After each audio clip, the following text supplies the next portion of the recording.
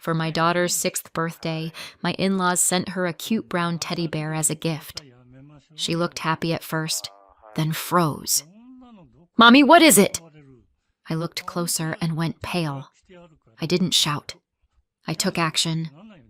3 days later, police were at their door. Mia's 6th birthday was supposed to be simple.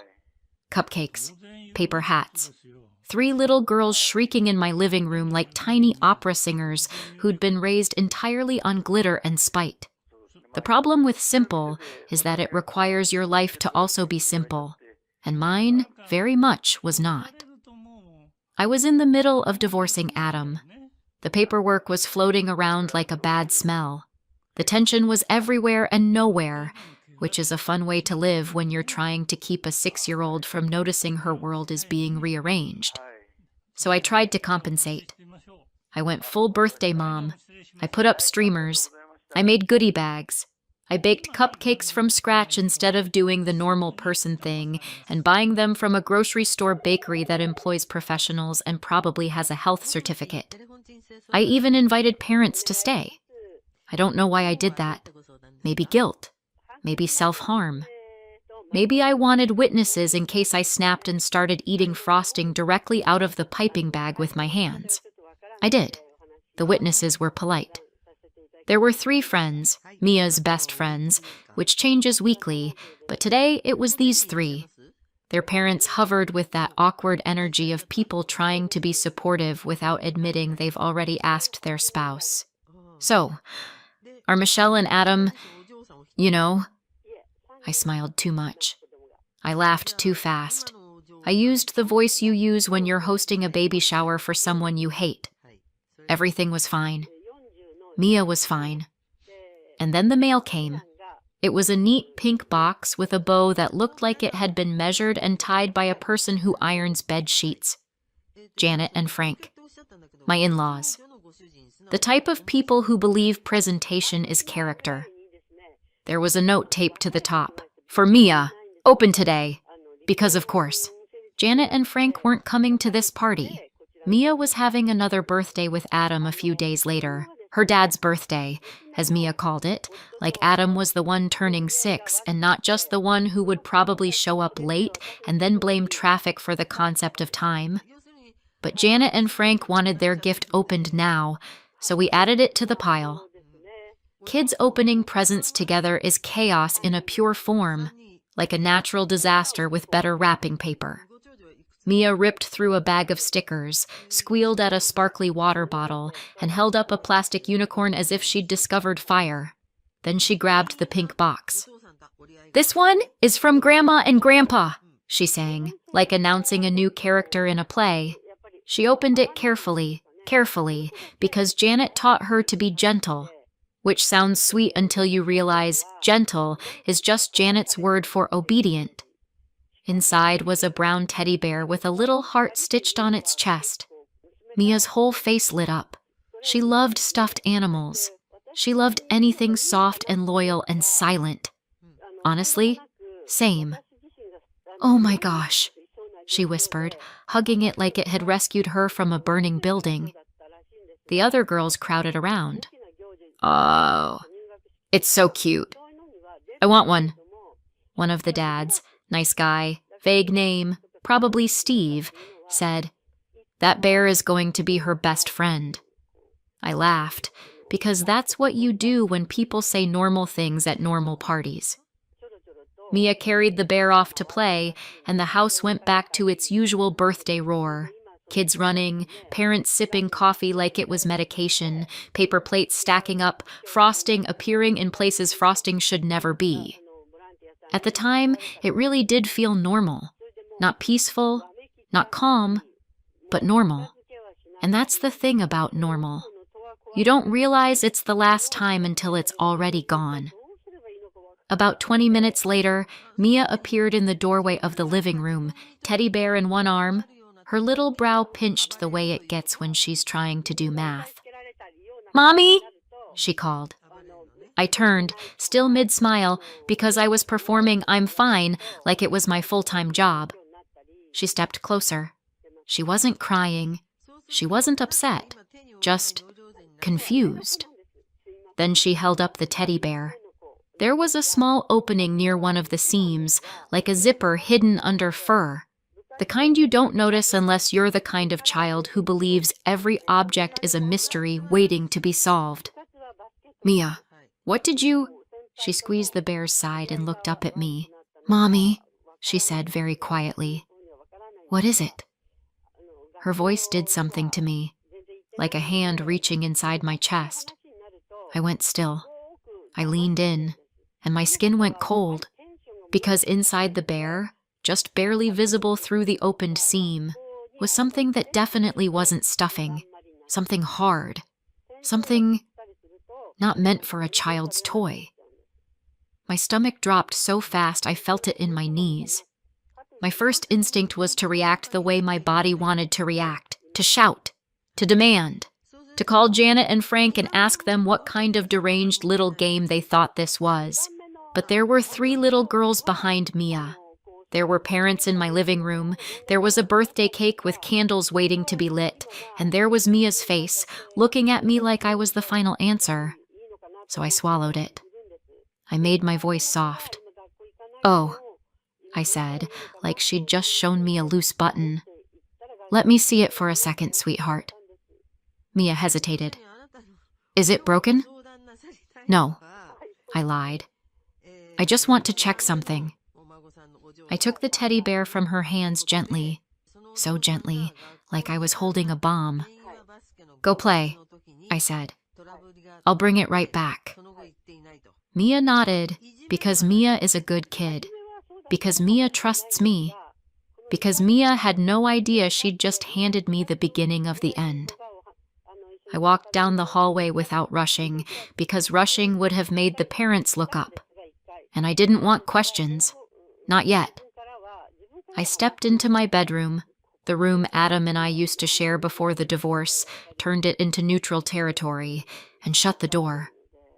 My hands were shaking before I even realized I'd started breathing differently. I sat on the edge of the bed with the bear in my lap. I stared at that seam. I stared at the hard shape inside. And I realized something very clearly. Whatever this was, it wasn't an accident. This bear wasn't just a gift. It was a message. My heart thudded once, heavy and slow. I opened the seam a little more. Looked. Checked. Adjusted the bear in my hands so the light hit the inside. My breath went thin. My face went pale. And I felt something in me, something tired and old, finally get angry. Outside my bedroom door, I could hear the party, laughter, running feet, someone yelling about juice. In my lap, a brown teddy bear sat like it was innocent. It wasn't. I didn't cry. I didn't scream. I didn't call anyone. I did the only thing I could do. I closed the seam, smoothed the fur, stood up. I put the bear somewhere safe in my room, somewhere Mia couldn't reach, somewhere it couldn't accidentally end up back in her arms. Then I looked in the mirror and practiced my smile like I was rehearsing for a play, because I still had a birthday party to finish, and I wasn't ready, yet, to let anyone see what had just changed. I walked back out to the living room, served cake, sang happy birthday, clapped at the right moments, and all the while, in the back of my mind, one thought kept repeating like a warning bell. That teddy bear had already done its job, and I hadn't even figured out what it was. When the last guest left, I stood in my kitchen staring at a stack of paper plates. Mia was upstairs brushing her teeth, humming to herself. She'd had a great day. I should have been relieved. Instead, I felt like I'd run a marathon while carrying a secret in my mouth like broken glass, because I knew what was waiting in my room, and I knew who had sent it. Janet and Frank didn't become my in-laws by accident. They came with Adam like a warranty you don't read until it's too late. When I first met Adam, he was charming, funny, easy, the kind of man who could talk his way out of a speeding ticket and then convince you it was the officer's fault for standing there. He wasn't cruel. He wasn't loud. He wasn't the kind of husband you warn your friends about immediately. He was slippery. Money would disappear, not in a dramatic way, not in a "we're going to lose the house tomorrow" way, just enough to make you double-check the account. $100 here, $200 there. He always had an explanation. "Oh, I forgot to tell you. I paid the car insurance. Oh, I grabbed groceries. Oh, I had to cover something at work." And for a while, I believed him, because that's what you do when you love someone. You make their stories fit. Janet and Frank were always around, close enough that dropping by felt like a hobby. Sunday dinners, random Tuesday visits, phone calls that started with "just checking in" and ended with "we're worried about how you're managing things." They were obsessed with money in that old-fashioned way, like money was morality. They'd ask questions that sounded casual but landed like inspections. "So how much are you putting away each month? Are you still using that bank, or did you finally switch? What's in your name versus Adam's?" If I hesitated, Janet would tilt her head and smile like I was a child hiding a report card. And Adam never stopped it. If anything, he'd nod along, laugh, shrug. "Mom's just like that," he'd say. "She means well." Sometimes he'd add, "Maybe they have a point," which is a special kind of betrayal. The quiet kind. The kind where you're standing in your own marriage and still somehow outnumbered. Then Mia was born, and the money got worse. Not because babies are expensive, they are, but because Adam started panicking about money like it was a personal insult. He'd get restless, irritable, secretive. He started staying out late with friends. He started taking calls in the garage. I found online transactions that didn't make sense, withdrawals at weird times, payments I couldn't match to anything in our lives. When I asked, he'd get defensive. "Why are you tracking me?" "I'm not tracking you. I'm trying to understand why rent is due and the account is bleeding." He always turned it into a fight about my tone, my timing, my trust issues. And I'll be honest, my trust issues weren't imaginary. They were built. Slowly. Brick by brick. It took me longer than it should have to name it. Gambling. Not just a few bets with friends. Not just a game night. Gambling in the way that makes money vanish and leaves behind nothing but excuses and adrenaline and debt. When I confronted him, he swore it wasn't that bad. He swore it wasn't often. He swore he had it under control. Janet and Frank's response was, "Not what you'd hope." They didn't say, "Adam, stop." They didn't say, "Adam, get help." They said things like, "Michelle, you need to be more supportive." They said, "Money stress makes men do things." They said, "Maybe if you didn't make him feel judged." It was always my fault somehow. And Adam, again, did nothing. He let them. He let them talk over me like I was furniture. He'd stand there and act tired and say, "Can we not do this right now?"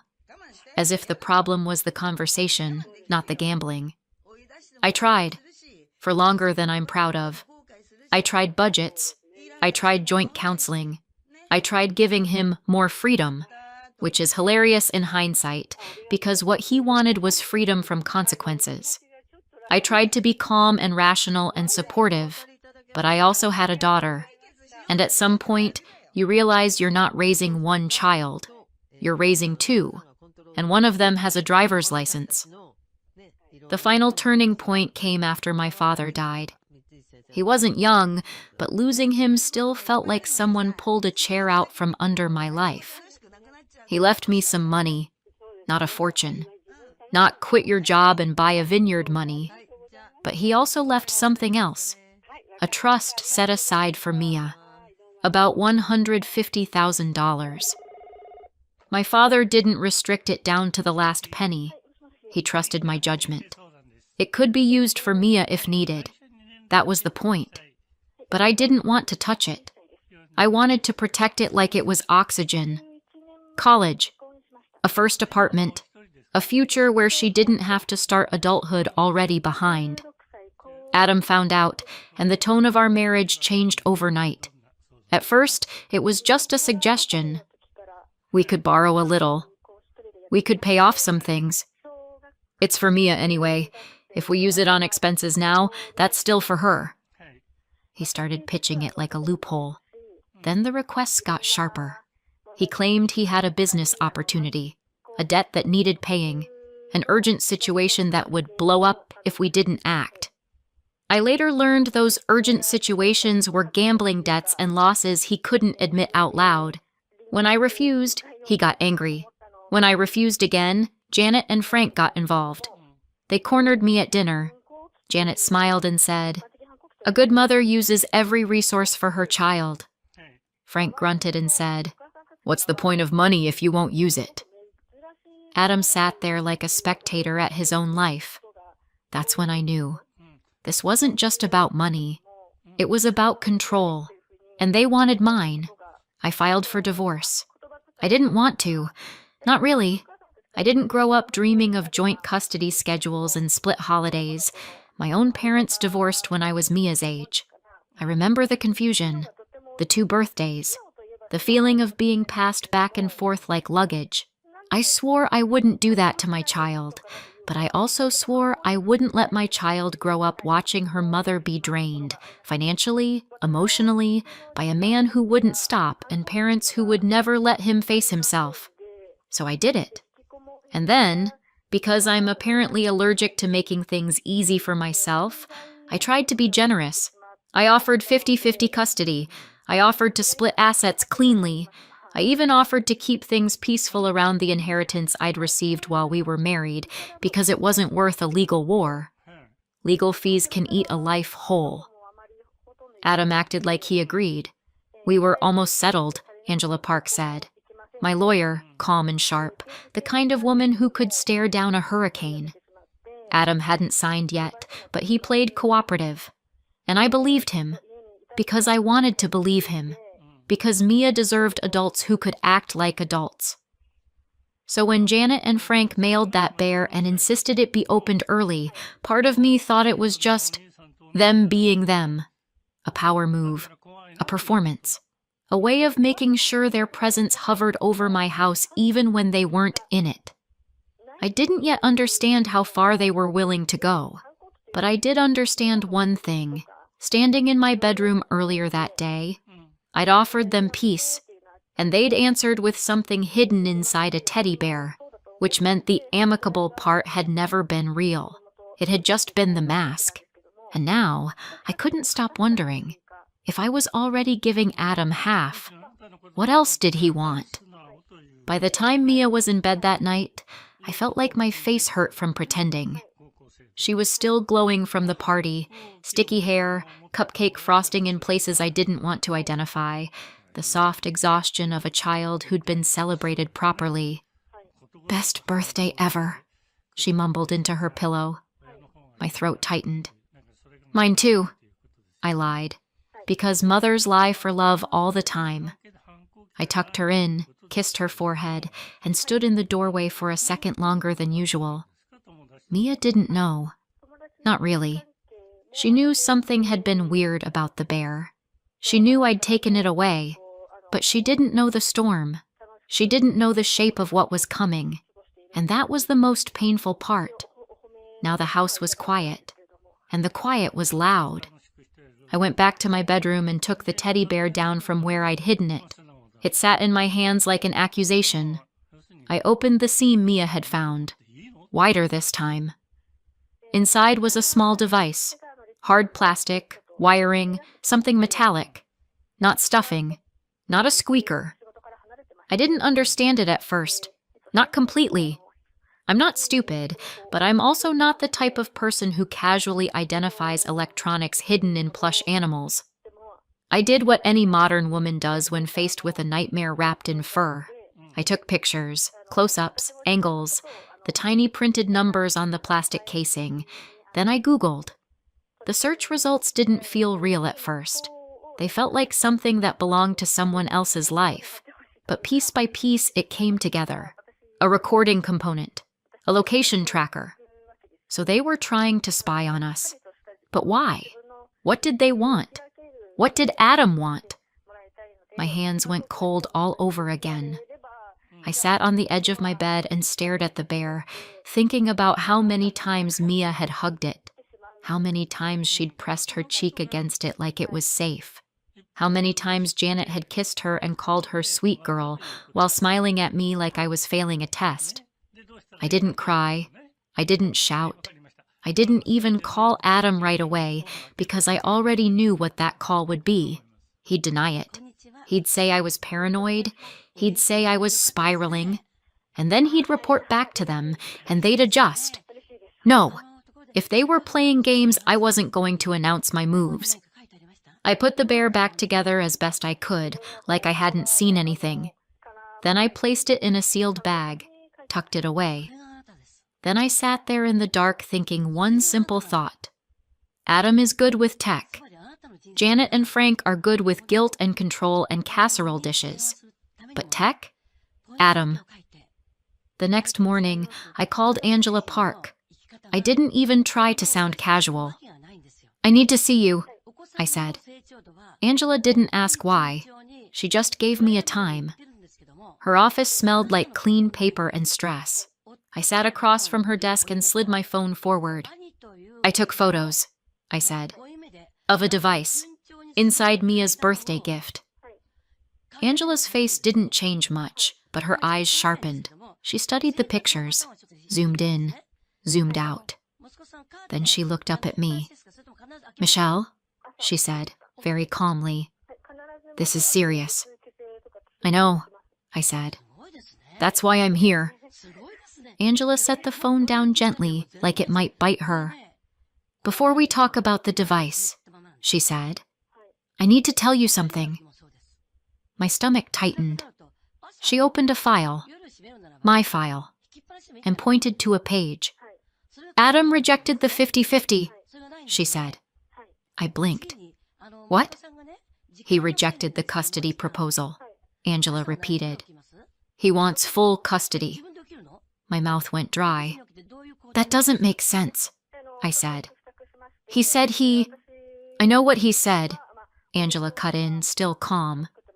I know what he presented to you, but in the paperwork, he's alleging you're unstable. My heart started pounding in my ears. He's calling me unstable? Angela nodded.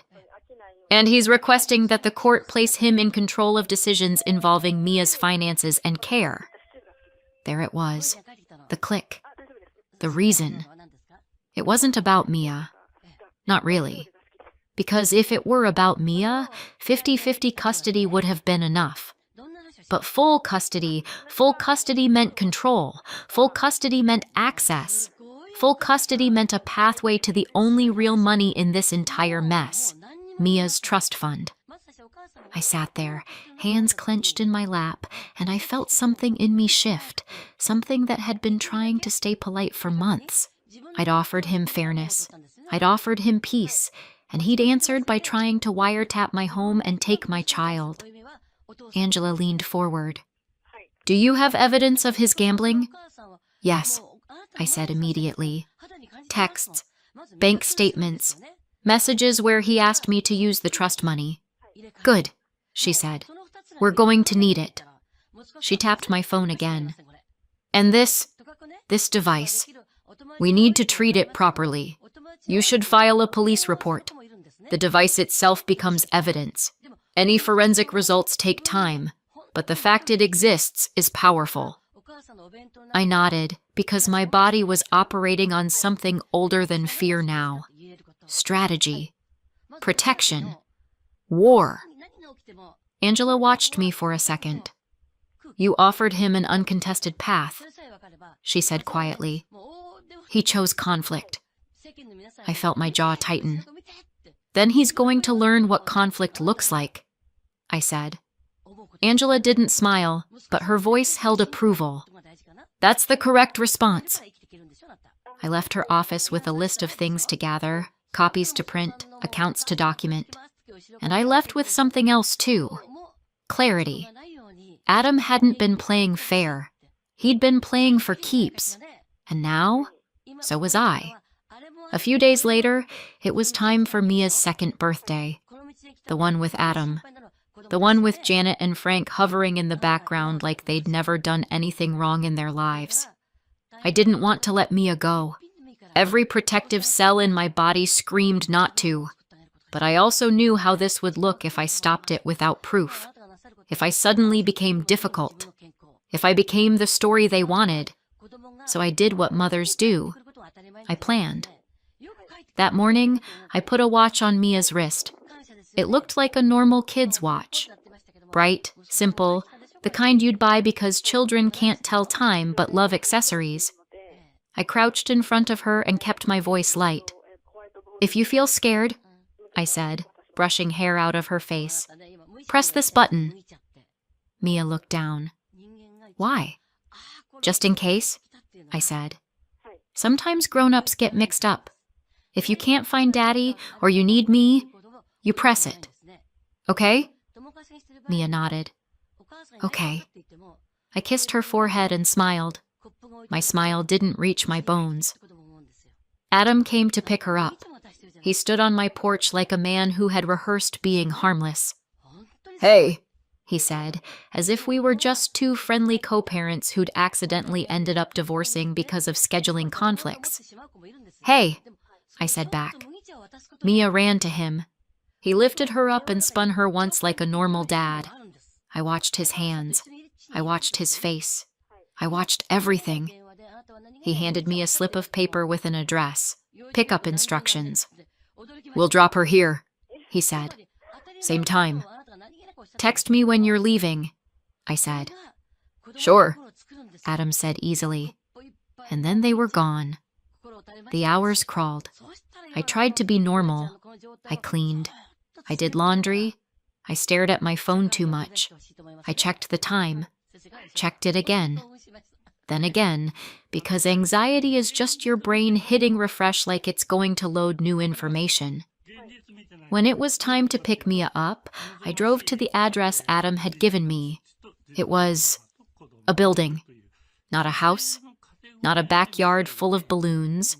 Not anything that screamed children's party. Just a place. I pulled into the lot and sat for a second looking around. No cars I recognized. No music. No kids. No decorations. No signs. Maybe it was inside. Maybe there was a back entrance. Maybe I was early. I got out and walked around. Checked the address on my phone. Looked at the doors. Tried to find something that made it make sense. Nothing. I checked the time. I checked my messages. I called Adam. No answer. I called again. Nothing. I texted, "I'm here. Where are you?" No reply. At first, I blamed myself. Maybe I had the wrong building. Maybe I misread the number. Maybe I was on the wrong side. I walked the perimeter like a lost tourist.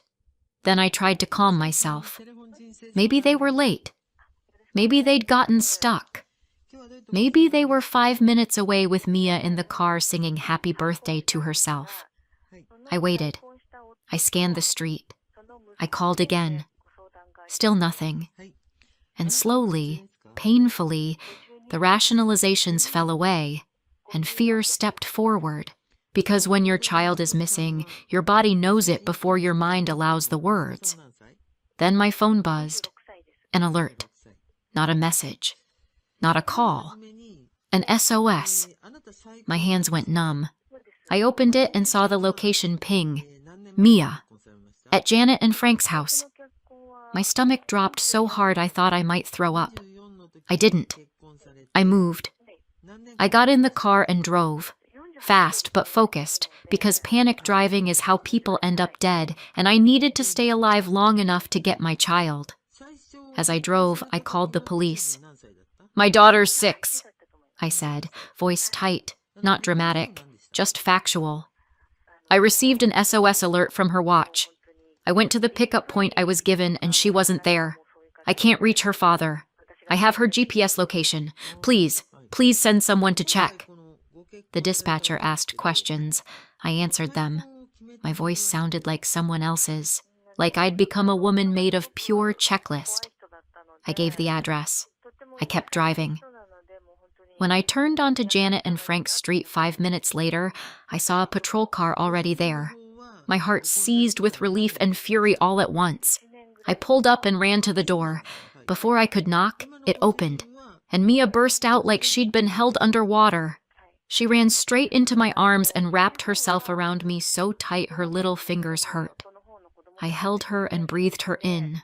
Warm hair, shampoo, the smell of a child who should never be used as a weapon. "Mia," I whispered. "I'm here. I'm right here." She pulled back just enough to look at me, eyes wet and confused. "Grandma said you didn't come," she choked out. "She said you abandoned me." My throat closed. "I did come," I said immediately. "I was there. I was looking for you." Mia's face crumpled like she was trying to hold two truths at once and didn't know which one to trust. Behind her, Janet appeared in the doorway with her hands clasped like she was hosting a Bible study. "Oh, Michelle," she said, voice sweet. "This was all a misunderstanding." Frank stood behind her, arms crossed, looking irritated, like my missing child was an inconvenience to his evening. An officer stepped closer and asked a few basic questions. Calm voice, neutral posture, the practiced tone of someone who's seen every version of family chaos. Mia sniffled and said, "I got scared. Mommy didn't come." My chest tightened. Because of course she said that. She was 6. She'd been told it. She'd believed it. She'd pressed the button because she was scared, and kids don't know what else to do when they think they've been left. Janet murmured, "She's been so emotional lately." I looked at her, really looked, and I saw the same smile she'd worn at Sunday dinners when she'd asked me about my bank account like it was her business. I didn't argue on the porch. I didn't explain. I didn't give them the fight they wanted. I lifted Mia into my arms and said, "We're going home." Janet opened her mouth like she was going to protest, but the officer's presence made her pause. Frank looked like he wanted to say something, but he didn't. Adam was nowhere in sight, which honestly felt like the most Adam thing possible. I buckled Mia into the car and drove home shaking with contained rage. Once we were inside, I made hot chocolate. Not because hot chocolate fixes trauma, but because it gives small hands something warm to hold, and sometimes that's the first step back to safety. I sat with Mia on the couch until her breathing slowed. "I didn't abandon you," I told her quietly. "Never." Mia nodded, exhausted. She leaned against me like a baby, even though she was 6 and determined to be big. Later, when she was asleep, I went to my room and opened the watch app. I wasn't expecting much. A timestamp, a location log.